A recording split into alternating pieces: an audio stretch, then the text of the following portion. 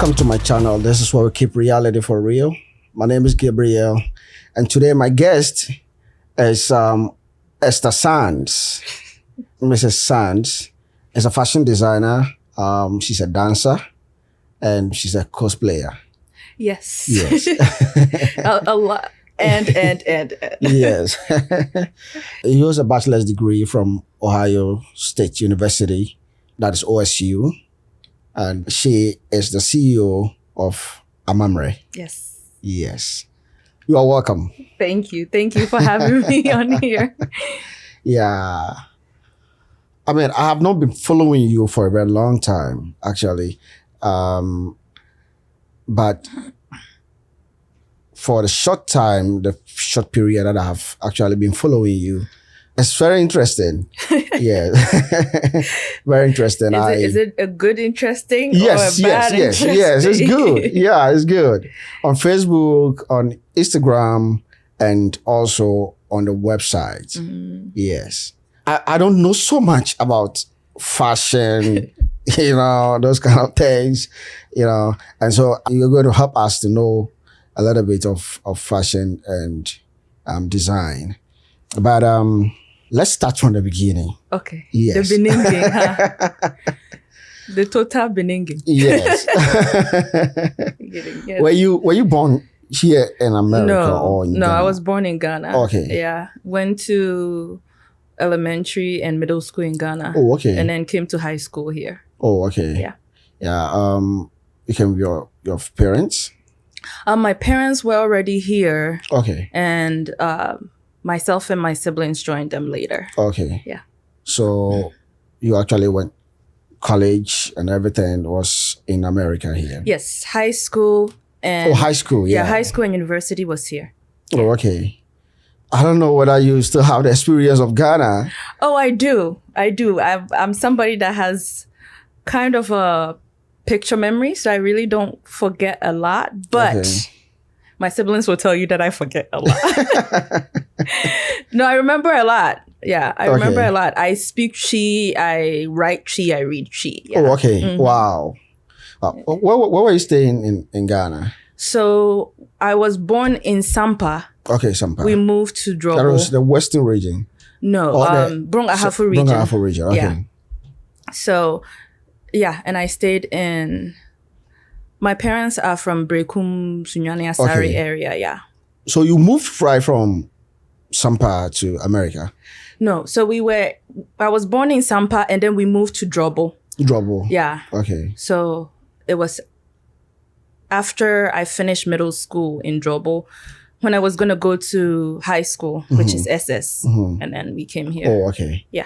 Yeah. So you never stayed in Accra or something like that? Yes, I did stay in Accra because my sister was a nursing student at Kolebu. Okay. So I stayed with her for a little bit before we came. Oh, okay. Yeah, nice. Yeah. Nice.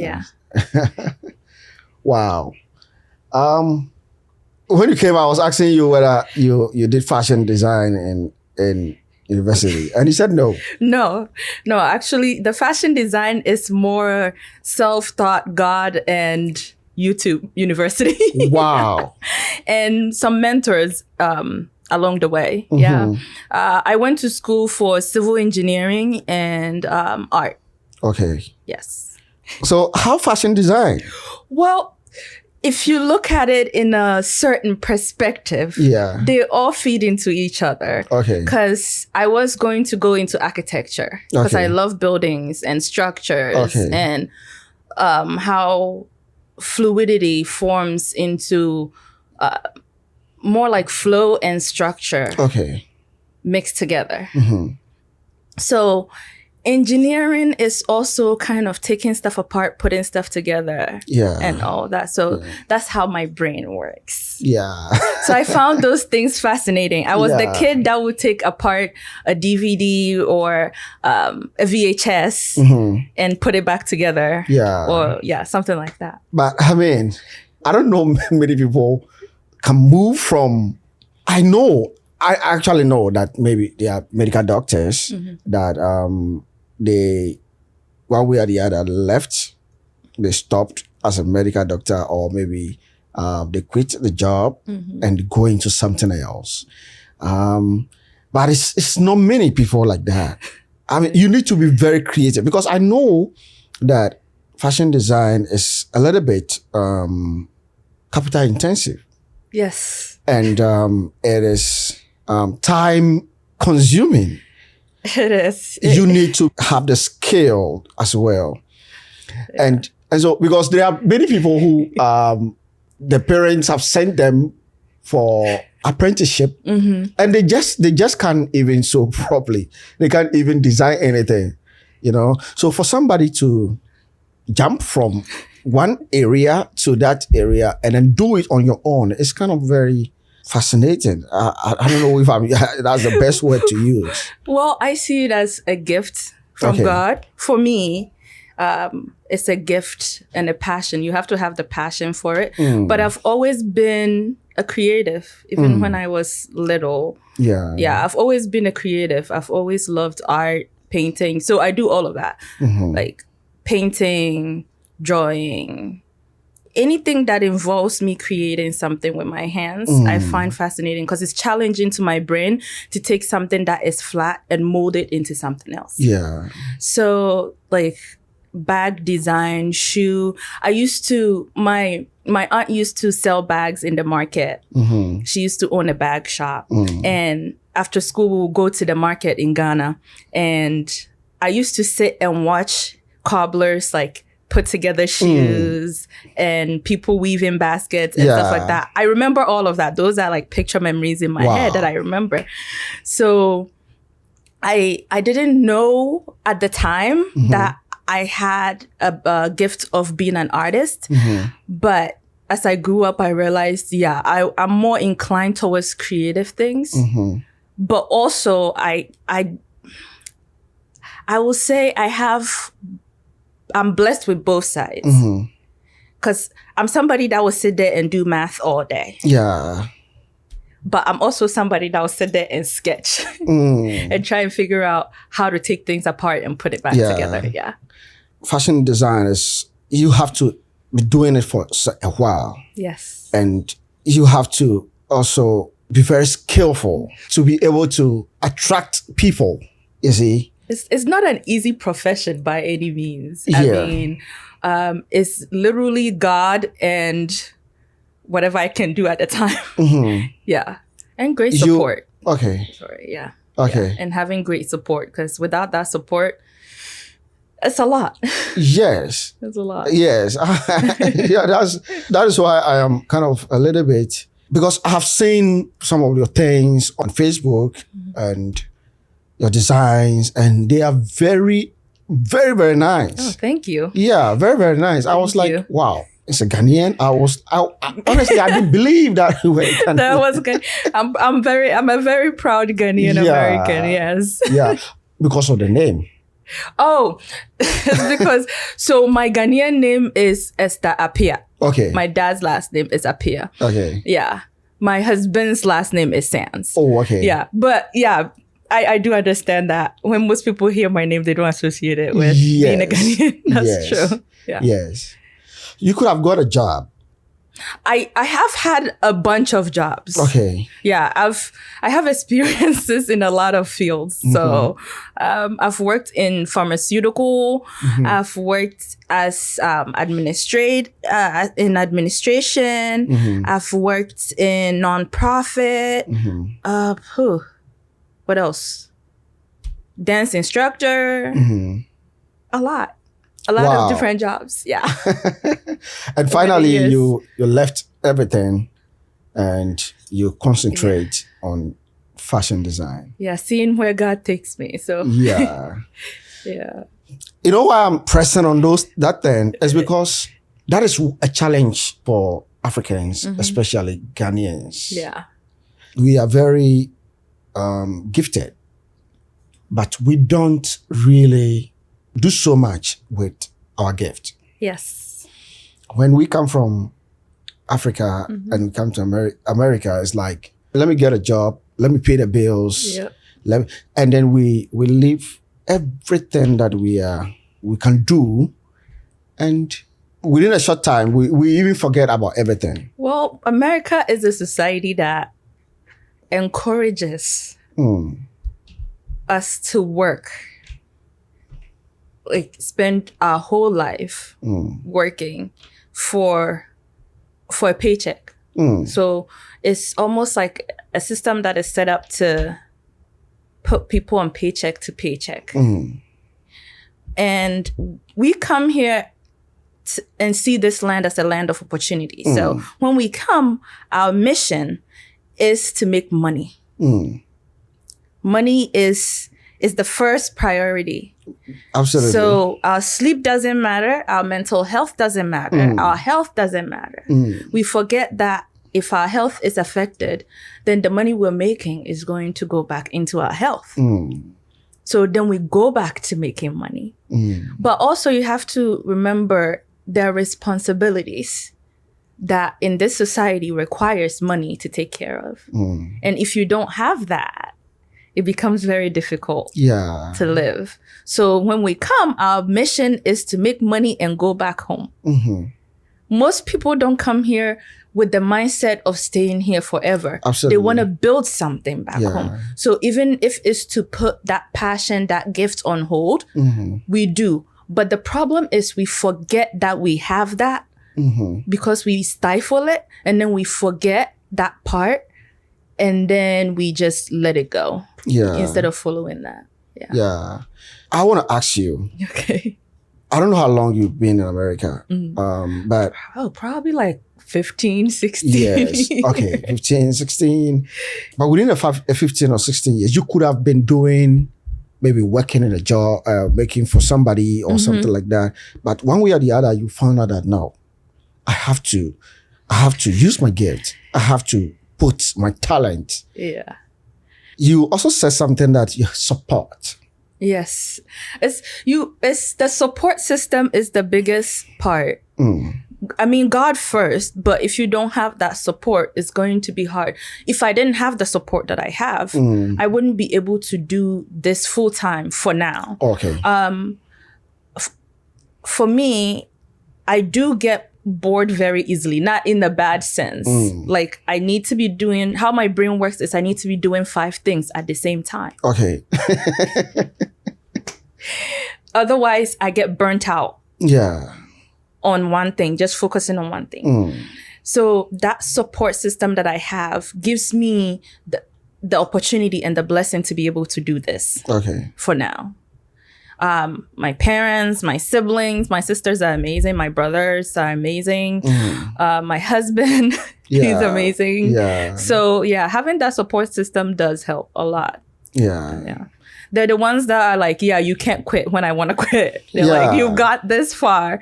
You have to get up and go back tomorrow. Yeah. So the support is very important because honestly, I wouldn't have been able to do this podcast. Yeah. Because I was here before my wife came.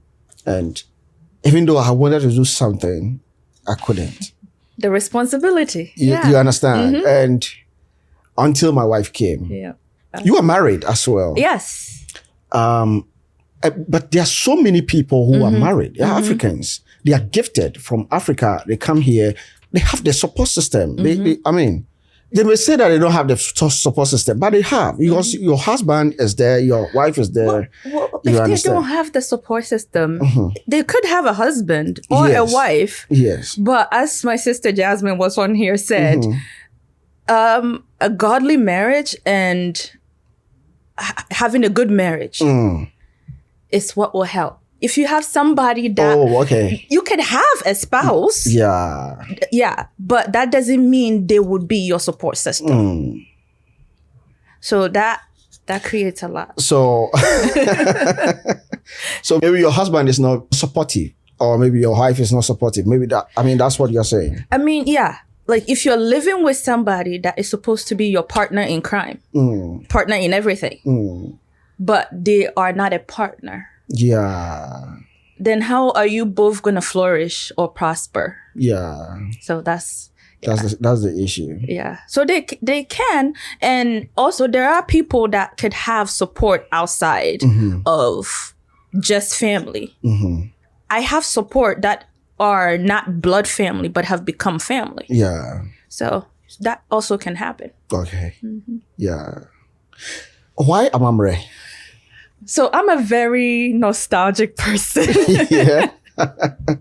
Like I told you, like I love being a Ghanaian. Yeah. I love being Bono. Yeah. Yeah. It's Amamre. Well, the name Amamre itself came from how I started. Like, I love learning different cultures and traditions and languages. Okay. So I started seeing the similarities in all the different cultures that I was learning to mine. Even though we always think, oh, Asian culture is different from African culture, Western culture is different from African culture. Because we were colonized, we will have some of the Western culture mixed in ours, whether we like it or not. Yeah. Even if we weren't colonized, we would have trade. Yeah. There will still be a spillover. Yes. So whether we like it or not, we will be influenced. Yeah, that's right? true. That's true. And then Asian culture is so close to our culture as well. Like, if you look at all the cultures, we have a lot of similarities.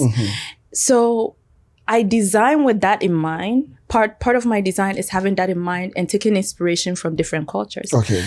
And Amamre in the Chi language means tradition or culture. And I wanted something that was close to home, but something that also sounded exotic to somebody that didn't know what Amamre is. But it sounds good. But honestly, it sounds nice, very beautiful. Yeah. So that taking inspiration from different cultures and different traditions, even if it's just colors or silhouette or any of those, that's why I use the symbol Funtum Funum Fudenchem Funufu, the Adinkra symbol. Yeah. It's unity in diversity.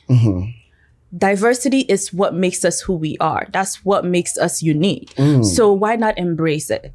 So understanding somebody's culture, their language, and how understanding their culture and language helps you understand why they act, how they act. Yeah.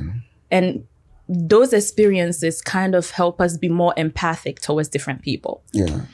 So that's why the Amamre is the all cultures together. Yeah. Yeah. That's where Amamre comes from. I mean, how do you define your fashion? Oh. Personally, I looked at your designs, and one thing I want to say is that I want to congratulate you with kind of things that you put out there, because thank you. It's not the same. Yeah. It's not the same. But I just cannot define what they are. Yes. So I mean, you are here. My style. Yes. So I'll start from saying that I was always the girl that did not fit in the standard Ghanaian girl box, you know?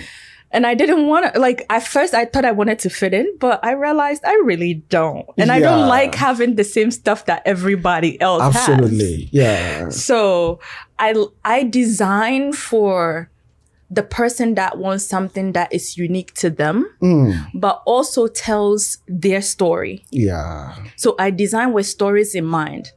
Since I grew up on like cantata and by the fireside and all of those folk tales and everything like that, I like telling stories through clothes. So when I design for a client, it's a collaboration because it's based on their story, what they're wearing it for, how they want to feel when they wear it. And then my story, being part of it, is me being able to create that and bring that into it with my style. Yeah. So the style, I would say, is I design for the sophisticated woman and man, the whimsical women and man, and the cultural women and man. Okay. So the influences come from like old Victorian, Hollywood, Bollywood, all of it, all the colors, all the sophistication, but also from growing up watching cartoons, watching Jackie Chan movies, all of that. Yeah. And watching like soap operas and stuff like that. So I design for very unique individual ones that don't want to just fit in, want to start a conversation. Okay. Yeah.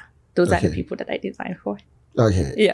I don't know if that even explains. Honestly, yes, perfect. I mean, Okay. I honestly, I look at it and I said, wow, these are very beautiful clothes. And I've not told my wife yet though, but I am thinking that we have found a designer. Okay, that's good. That's good. We found a designer. Because honestly, I don't know. Ever since I came to America, I have not anybody that is kind of close or somebody like a little related who is a designer or something like that. Especially because for me, everything is okay, but for my wife, it has to be specific. Yeah, sometimes she has to go to Ghana and sew some other things from Ghana and all that. Which honestly, I don't like it. I don't like it. I always fight her over those things. But if we can find somebody who can do that here in America, I mean that's so good. And I think I have one now. Yay! Yeah, that's great. One thing I've seen I've realized in America is ethnicity. You see, Mexicans, they live together. Chinese people live together. Ghanaians, when you come to the west side, the north side of America, there's a lot of Ghanaians, Nigerians, they live together, Yeah. So it's very difficult to breach the, how do you call it, the bridges. Yeah, to break the bridges. And then to be able to break through. I don't know if you have steps to be able to break through, and not like me not living in that. Yes, so that you'll be able to, because to be able to be successful, you need everybody. Yeah. In America, you need almost everybody. Yeah, Facebook is for everybody. Twitter is for everybody. Yeah. This is for everybody. You know. Yeah, you don't just cater to one demographic. If you want, I cannot just completely make my business only these people. I have to diversify. Okay. For me, my vision when I started was my brand is global. So it's not just meant for only Ghanaians. It's meant for everybody. Somebody that sees my work, that it speaks to, is the person that wears my work. Okay. So it's not just for... And I've never been, like I said before, I've never been the typical Ghanaian girl. You know? I understand. Yeah. So I used to live on the north side. Yeah. I used to live here, but then when I got married, I moved. Okay. I like being away from everything. Yeah, I like being away from everything. So steps to break through.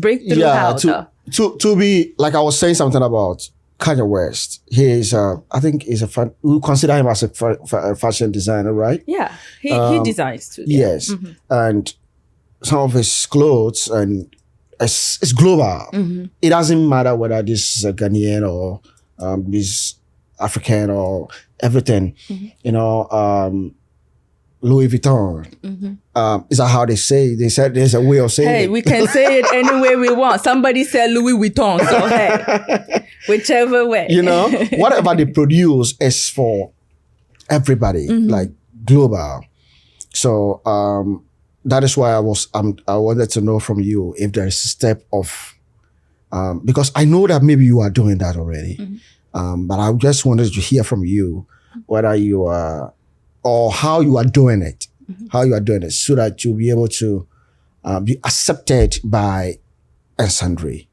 You see, a Chinese person can just still buy from Amamre. Yeah. A Mexican can also buy from Amamre. So that Amamre, even though the word Amamre is pure Ghanaian, nobody knows what Adidas really means. Honestly, I don't know whether the word. Yeah, unless you go on the website and read it and read about the brand itself. Yeah, it's hard to, if you're just purchasing something from them, it's hard to know exactly what they all stand for. Yeah. So what they produce is Anybody can just go ahead and buy from Adidas. So the same way, Amamre is global and should be able to patronize Amamre. Yes. See, it's everybody, but not everyone. Okay. I got it. Yeah. See, I would say when it comes to the steps part, I would say that it's finding, like each of these brands have found their niche. Okay. The people that will buy their stuff. There are people that specifically will buy Louis. And there are people that will buy Prada. Maybe a person that buys Prada will never buy Louis or Gucci. Okay. Right? Okay. So it's finding your niche, finding the people that would want your work. I'm not an expert, so I have no idea how to do it on that like big scale. Yeah. Mine is little by little. Right now, it's like word of mouth, marketing, putting it out there. It's good that we have social media because that is global. So anyone can see your work if they stumble upon your work. Yeah. So when it comes to steps, it's pretty much, at least from my marketing mentor, is narrowing down your niche. The people, you make a persona, like your ideal customer. What do they look like? Yeah. Or what do they do? What's their profession? What do they sound like? Where are they going? All of that. So that persona is pretty much who you're trying to advertise to. That's how, I feel like that's how you start reaching out to more people. So for me, right now, and it shifts, it changes as time goes on, is that person that wants something unique, something that you're not going to find in a lot of places. Yeah. That person that wants to stand out, but in their own personality, in their own individualism, in their own, wants to tell a story their way. So that person is who I'm trying to reach. Yeah. Yeah. Your kind of industry, personally, I think that it's a little bit saturated. Very. But most industries are. But yeah, fashion industry is very saturated. So even though I already asked that how you are trying to, considering how saturated a place is, how would you be able to come up and be a leading brand? You know, because I mean that is one thing most people when they start businesses, they don't really consider that. Oh yeah. Yes. It's my priority. See, and I believe that that's your priority as well. It's hard. It's hard to answer that because I'm like, do I want to be on the top or do I want to find the people that my brand can be a household name too? Okay. So it's like, what is the top? Everybody defines that differently. So to you, the top might be, like on the level of Gucci, Prada, Louis, and all of that, right? And my top could be more of like couture fashion week. Like, I forget if it's like Schiaparelli or Schiaparelli, Guopé level, all of that. So your top and my top could be completely different.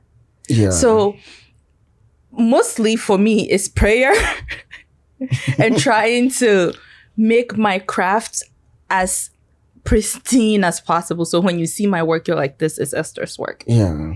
So praying that my work will speak for me. So you don't have to see my face to know my work by how well I do my job. Yeah. So I'm trusting God that will propel me to the rooms that I haven't stepped in yet. Yeah. So it's patience. It's a lot of patience. Absolutely. And a lot of prayer and a lot of perseverance. Yeah. Because otherwise you have to be stubborn. Yeah. You have said something about patience, which I believe is a feature that a business person must have. Yes. But let me ask that, how patience helping you? Because your job, your career, really you need to be patient. Oh, I need it every day. Yeah. Because I'm not doing mass production. I'm not doing a lot of clothes. I do pieces. I do like, if I'm doing like ready to wear, which is, if I'm doing like a small run, I want something small, not thousands of them. Yeah. So it does take time. Yeah. It does take a lot. And right now it's only me. So and my brain, I have way too many ideas. So trying to do all of those ideas requires patience. Yeah. Yeah. Being poked by needles every day. Yeah. Almost every day. Yeah. Yeah. Requires. Sometimes you want to like throw fabric at the wall, throw scissors at the wall, do all of that. Yeah. So you have to find things that will help you release some of it. So like boxing. Yeah. You know, I do that. Wow. Yeah. So it requires a lot of patience. Yeah. You have to be patient. Yeah. And you have to have the passion for it to do it, to stick to it. Passion. Yeah. If it's just a hobby you can do, but if you don't have a passion behind it, you're not really going to do it for a long time. You're going to do it, get bored, and move on to something else. So it has to be, you have to have that passion, but also that consistency and that patience to know that it doesn't happen in a day. It takes years. Yeah. To get to where you want to get to. Yeah. It's a journey. So absolutely. Yeah. Absolutely. You've been working all your life. Even after college, you've been working. Yep. You were even telling me that you were working at different areas until finally you decided to concentrate on this one. Yeah. One of the things that many people have said, they have a little bit like a fight from maybe their parents or their family or their husband or wife or something like that. Why are you stopping this and all that? How do you pay all this? How do you do that? How do you do that? Have you ever had things like that? When I'm not working, like a normal finally job. You decided to quit and then concentrate on the rest. Because one thing I have realized is also when you start something, the income, there will not be any key income from the beginning. And fashion is one that you put a lot of capital in. Yeah. So have you faced things like that? Yeah, my parents weren't happy, but my husband pushed me to do it. Like I'm somebody that has worked my whole life. So it's pretty much, I need to be working. Okay. To me, fashion was my passion, was a hobby that I was doing. Yeah. It wasn't my focus yet. My husband was the one that was like, you have to do this full time. Focus on one thing and do it well. Because I was painting and doing fashion at the same time. So I was burning myself out. And then I was working a full-time job. So he's the one that was like, just focus on one thing for now. And let's see where it goes. Yeah. Yeah. So sometimes I used to teach, I used to do like workout classes like Zumba and stuff once in a while to supplement and all of that. Yeah. Oh, okay. Yeah, okay. But yeah, you get that. But my mission is to prove people wrong. Yeah. So, but it's understandable that my parents weren't happy because we come here for the opportunity to absolutely to create wealth and to be prosperous. So not working is anxiety inducing. Like if I'm not working or like I'm slow in business, it does give me like, oh, I need to be doing something. Yeah. You know? So that is. You mentioned creating wealth. Yeah. And you were saying that maybe we came to America to create wealth. Wealth may be different for different people. Oh, yeah. Yeah. I want to live in Hamptons. Hey, that sounds fun. I want to live in a $10 million house. Oh, you need a maid. You need cleaners. You need a chef. You know, I want to live well. Actually, even if not living in Hamptons or anything, I want to live in a. I want something to tell me that the toil that I've gone through have paid off. You know, yeah, you need a payoff. Creating wealth. Yeah. What does it mean to you? I mean, I don't have the blueprint to it, so I have no idea. I'm like everybody else, just chugging my way forward, trying to figure it out. To me, I would say a little bit of what wealth means to me right now, because it can change, is having to live without worrying about my expenses, my everyday expenses every month. Not having to think of, if I lost my job. Absolutely. How am I going to pay my bills? How am I going to live? Not having to worry about a credit card debt or hospital debt but also being in good health, being able to take care of my body. Traveling the world. Absolutely. Was definitely having peace of mind, an inner peace that is like you just sit there and you're at peace. Not worrying about everything else we worry about right now. I feel like being in good health is another way of being wealthy, and having peace of mind. Is another way of being wealthy, because you can be rich but not wealthy. Yeah, that's true. That is really true. Yeah. So, but you can be healthy.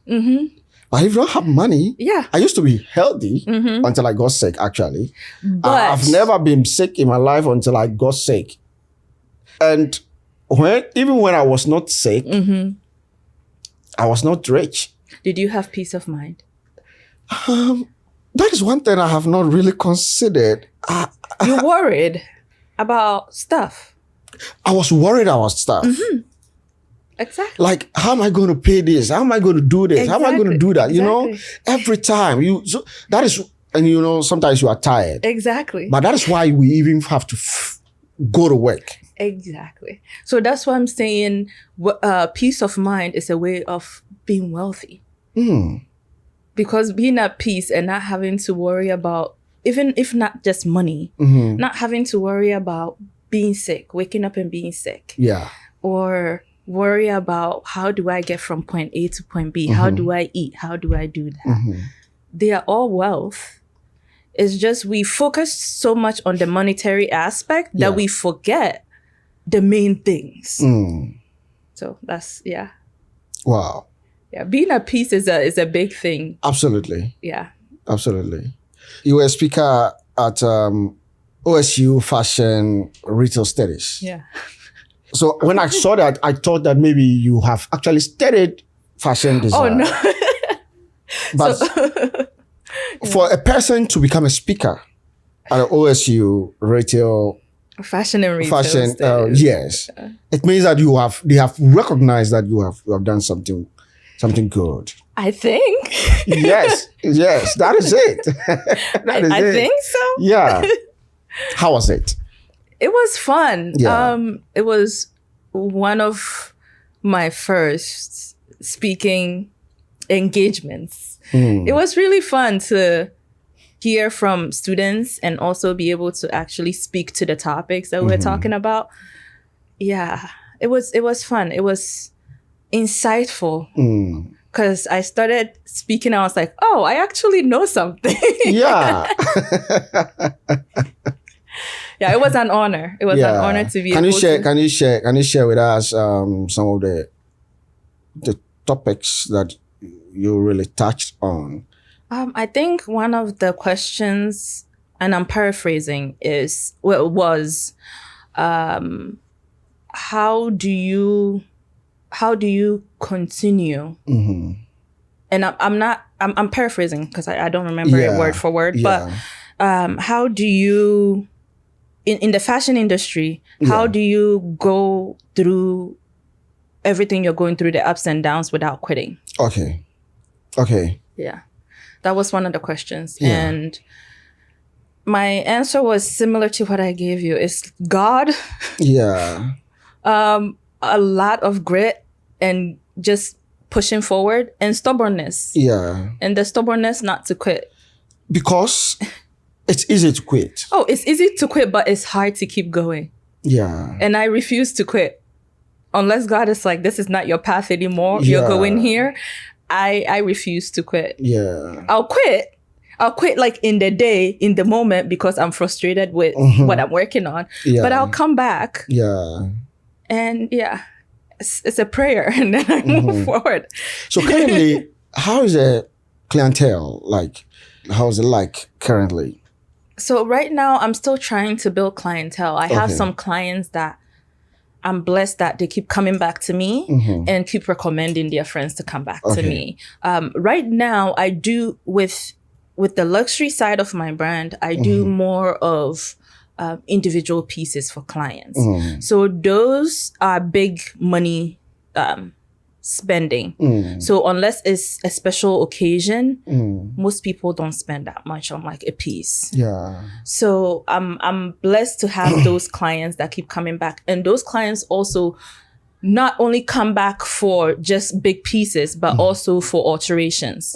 They'll buy something, they're like, oh, it doesn't fit me right. Can you take it in? Yeah. So I'll do those as well. So those also help in that aspect. So it's more of building clients and them recommending me because of the caliber of my work and character. So they recommend people to me as well. And some people also just find me on social media and reach out. Yeah. And then we see. Yeah. You were also at Daco Gala. Yeah. That was fun. That was fun. Yeah. I could see because I watched the pictures and I could see. I guess that was fashion show, right? Yeah. So the Daco Gala is put on by the Decorative Arts Center of Ohio. Okay. And it's like a museum for local artists, traveling art, and they feature fashion and paintings and furniture and all of that. So every year they put on a philanthropy kind of show to raise funds for the art center as well. So the fashion show is kind of the fashion aspect of it. And at the time, they also have a fashion exhibition going on as well. Yeah. So I was very honored to be part of that. And so you had models. You've actually had people who were models and they were wearing your clothes. Yes. That's nice. Yes. That's so nice. from doing this for a little bit, you make friends with models. They end up becoming kind of family. So it's more of how they are, how you interact with them, the energy, the feeling. And sometimes we stick together for a long time. Yeah. And they, like most people, end up walking for me for a while. So it's a blessing. Yeah. Have you collaborated with other fashion designers, especially people from Africa or people who are currently in Africa? Yeah. Currently, I haven't. I wouldn't say I've actually collaborated with fashion designers in particular yet. I have collaborated with photographers and models and a friend who owns a showroom as well. We're working on a collaboration here with in regards to back Africa and back home. I would love to at some point. It's just time, really. I would love to go back and see who I can connect with and see what comes out of it. I will not say no or never say never to. Yeah. So it's an opportunity that I'm open to. To collaboration. Right now, I collaborate with like photographers and a friend who's a photographer. Those in America here. Yeah, a friend who's a photographer. He's actually Ghanaian. Like I have a few friends that are Ghanaian photographers, but his work has been on billboards in Columbus. Wow. Yeah. So it's one of our collaboration. I don't know if it's still up. It's a picture on. It's a mural on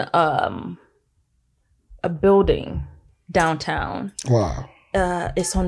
I think it's on 5th. It's close to the Kroger on High Street. Yeah. So there's a mural of one of his works on there. Wow. Yeah, that we did together. That was really fun. Yeah. Yeah, and collaborated with a friend who's also Ghanaian that owns a showroom. Her work is to put artists out there, like showcase artists' works and stuff like that. Yeah, so I look forward to collaborating with people here and back home as well. Yeah. I haven't had the opportunity yet. So we'll see. Yeah. We'll see how that goes. I mean, there are fantastic people. Oh, I've seen some work. Yes. I follow some artists on Instagram, and some of the work is insane. It's pretty amazing. Yeah. And one of the things they need is exposure.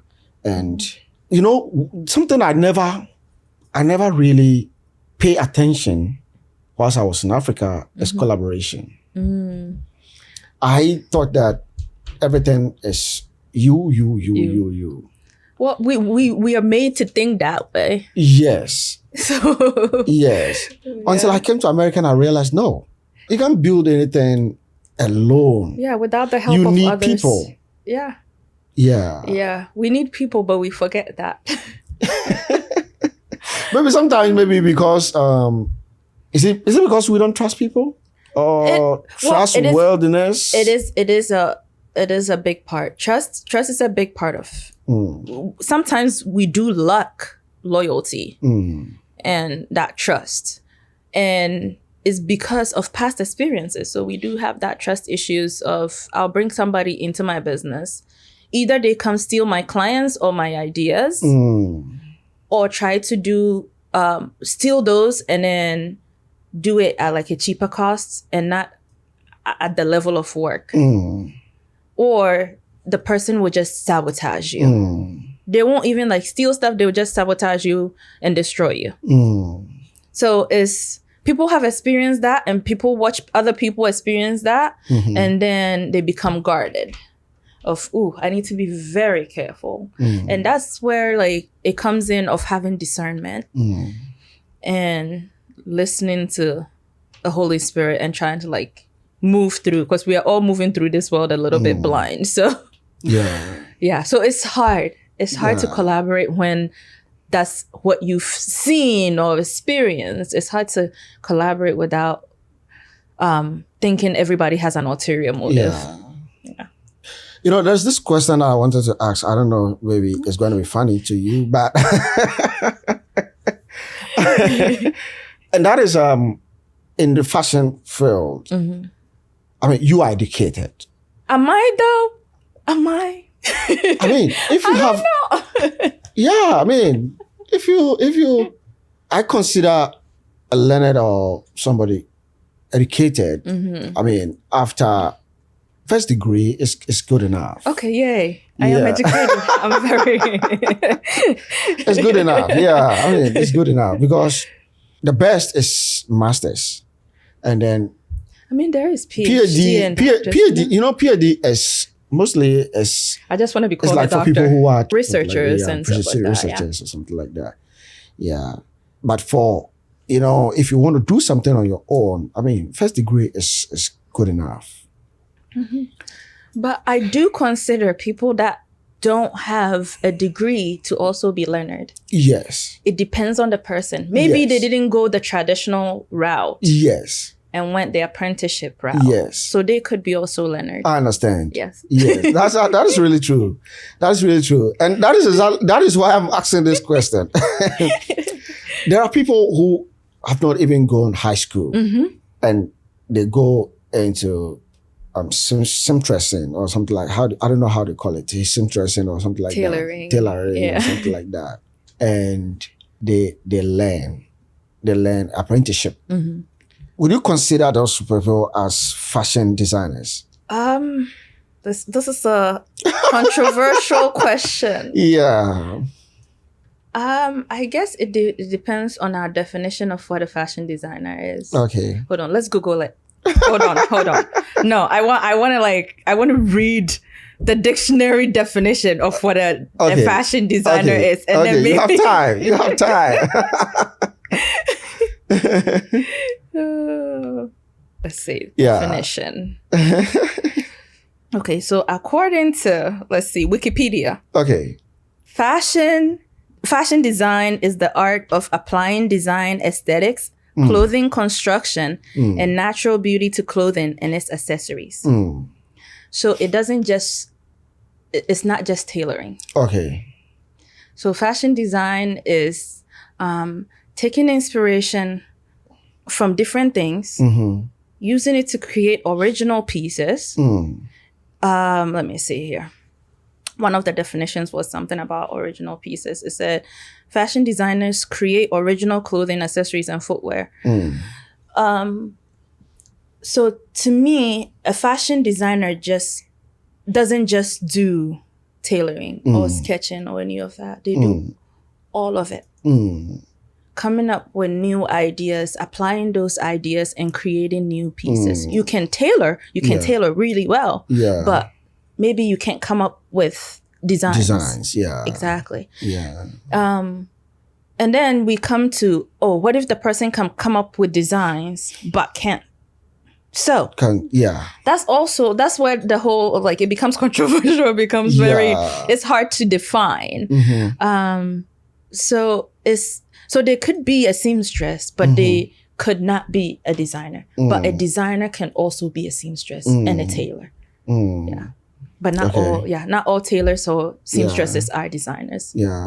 Because, I mean, the reason why I personally asked that question is because where I come from, I mean, I come from a small place, and I have seen a lot of girls right after high school.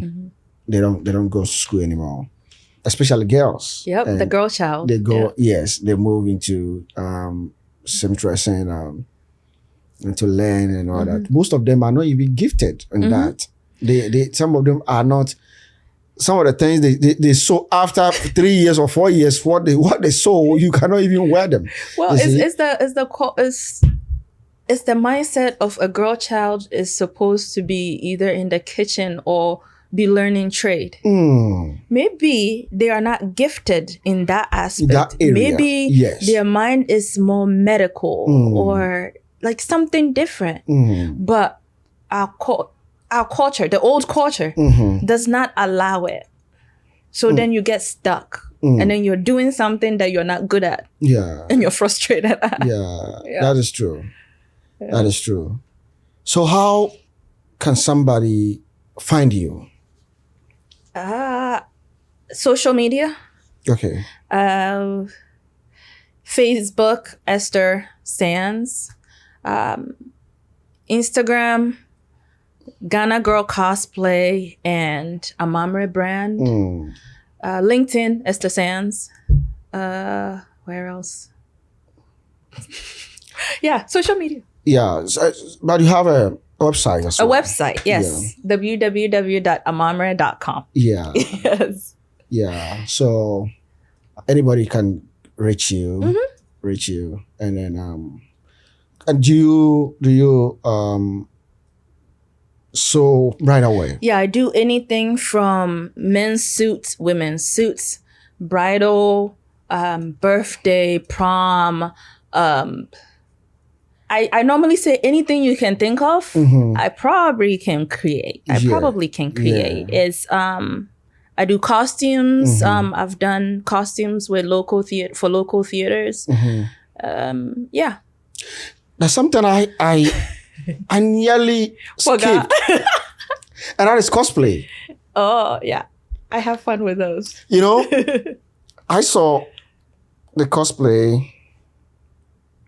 That is the first time I've heard the word cosplay. So I decided to check what the meaning of cosplay, because I don't know what that is. So, and I found out, tell us what cosplay is, because many people might not know what cosplay is, especially for people in Africa. So technically it is costume play. It's taking theater stuff into consideration, but you can take characters from your favorite movies, your favorite anime, your favorite whatever, recreating those characters' outfit, acting like those characters and going to events and stuff like that. Yeah. So that is simple. It's very simple. It's just being a nerd. Yeah. Proudly. Wow. Yeah. Because I was kind of, what is cosplay? Yeah, it's pretty much taking characters from your favorite like shows, anime, cartoons, and dressing up like them. Yeah. And bringing them to life, pretty much. Wow. Nice. Yeah. So, and you've been doing that too? Yeah. I think I've seen one of your pictures. I don't know. You were wearing a horn or something like that. Oh, it was from a video game. Yeah. Hollow Knight. I believe that. Was it white? Yes. Was it like a giant white head? Yeah, it's from a video game called Hollow Knight. So video games, yeah. Yeah. Yeah. So that is how I got to understand that, okay, cosplay, okay, cosplays, okay. Yeah. Because I didn't know that's the first time that I've seen such a word. That's it. The word cosplay. Yeah, it's almost like wearing your favorite player's jersey. Yeah. To as everywhere else apart from America would say, to a football game. Yeah. Not the American football, but to a football, to a soccer game. But wearing your favorite player's jersey. That is technically what it is. Okay. Yeah. Yeah. Oh, so thank you very much for coming. Oh, my pleasure. Yeah. This was fun. Thank you so much for coming. Thank you for having me on. Yeah. Honestly, I was wondering, I didn't know if you really have the time. Oh, I make time. Yeah. That's one of the things. You have to make time for things, because otherwise the world will take the time away from you. Yeah. Yeah. When I called Jasmine, and I said, Jasmine, I want your friend on the podcast. Yeah, when she told me, I was like, me? Why? Yeah. Yeah. And thank you very much for coming. Oh, it's my pleasure. This is fun. I know that my audience are really going to be happy. I hope so. They're going to be excited about this podcast. I hope so. I think last week I posted this podcast with Jasmine, and people were calling me. You know, I just started podcast. I've started Congrats. podcast. I just started. So I don't have a lot of viewers yet. Yeah, but it's kind of growing. Yeah. It's kind of growing. On Facebook, I mean, within a matter of 2 or 3 days, I'm able to get like 1,000. Oh, that's great. Yeah, 1,000 people watch, and I think it's growing. On YouTube, I started from 5 viewers to 10 viewers, and now we are sometimes I have about 200. That's awesome. Hey, that's how you build it, little by little. Yeah. So it's growing. Yeah, it's growing, and I'm very excited because sometimes it's very difficult. Yeah, sometimes it's very difficult. Sometimes sometimes I have this thing. I just want to be alone. I just don't want to talk. I don't want to do anything. But you have actually invited somebody for a podcast. Yeah. But the whole thing is when the person comes in, then the energy comes. Yes. They have to have the right energy. That's how it is. Like for me, even when you called, I was like, do I really want to be on a podcast? But I'm in the people business. So I need to people. I need to be people-y, I guess. But it's not easy. Yeah. So I totally understand that. Yeah. It's not very easy to be around people and try and... Yeah, all the time. Yeah. Yeah. Yeah. So I totally understand that. Thank you very much for coming. Oh, my pleasure. And thank you. Thank you, audience. Thank you for watching this podcast. Please, your subscriptions and your comments. Yeah, subscribe. Yes, subscribe. Subscribe. That's the word. Hit the like button. Yeah. If you haven't, Yeah. Yeah. And another day, I mean, we're going to see you again. Hopefully. We're going to see you again. Yeah. Hopefully. Yeah. Bye-bye. Bye.